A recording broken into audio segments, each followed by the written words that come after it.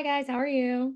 Good. Hi. How are you doing? How you been? I'm doing good. To start, Mackenzie, you have probably one of my favorite moments in this entire movie where she is reading a book and does not recognize the fact that the author is standing in front of her despite the picture that is displayed.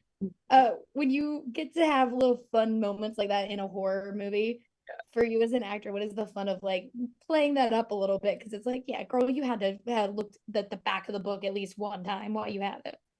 God, it's so something I would do though. It's Like, such a big picture. It's like the whole cover. yeah, He really was like, "Can we blow it? I just want the whole cover of me." yeah.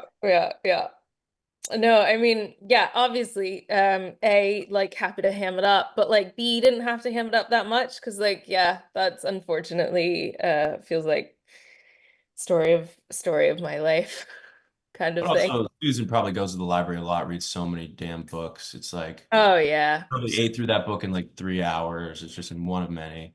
So true. And also, Accurate. Google doesn't exist. Yeah, Hmm. totally. No Google. Right. Yeah. That did I want to ask you guys when you get to be in a movie and do the I don't know what it's called. It's like a catalog, but when you click through the old newspaper articles, Yeah. is that fun for you as people who, we're all in our 30s, 20s, whatever it is. We know what Google is now. Is it Yeah. fun to kind of go back and do the old fashioned like this is how they had to look up information they needed? Yes. It was really fun to do and very like satisfying and a really nice like thunk sound to it. Mhm. And it's kind of like a jukebox or something like folding the pages over. It's like there's something very like tangibly satisfying. Yeah, that was the first. I've seen so many scenes where those things are used. I'm always like, I'm not gonna get my shot on one of those bad boys. So you're like, I'm doing Salem's Lot just so I could click through some Just cat. Yeah. use the old computer.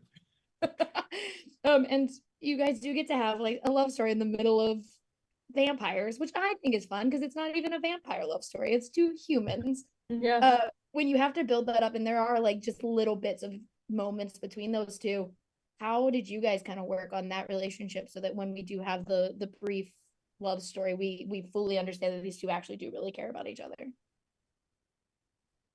Yeah, I mean, I feel like they kind of like what's great about Susan and Ben is like they see they relate to each other immediately, kind of in a town where it feels like everyone who Ben meets before he meets Susan is kind of like, I kind of remember him, or this is exactly how I remember the people of Salem's Lot, and until he meets Susan, and it's like, no, this is something entirely different, and I've never met anyone like this. And and yeah, those were the most fun scenes to do because I feel like they ground all the other, crazy mythic chaos and stuff, and I think it makes you care more about what happens to us. And there's something that happens in later on in the movie that was I think the most like emotionally interesting scene I've had to do or like a concept I've had to play with, which is like almost like the ghost of a well, I can't ruin it. Yeah. You know what I mean? Where there's like was the person that you love Mhm. is there but not there. That's a perfect way of not ruining it. You nailed it. What about you, Mackenzie? How was it kind of like navigating those littler scenes?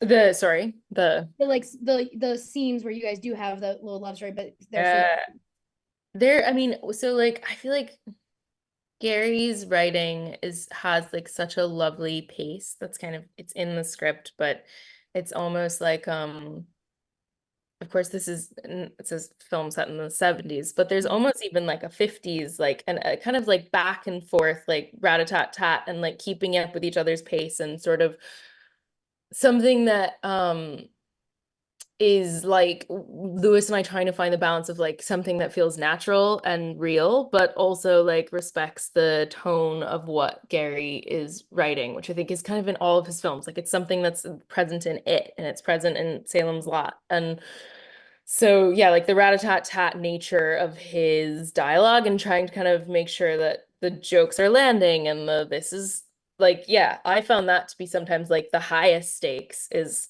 making sure that yeah, we were like playing what he wanted and in the scene.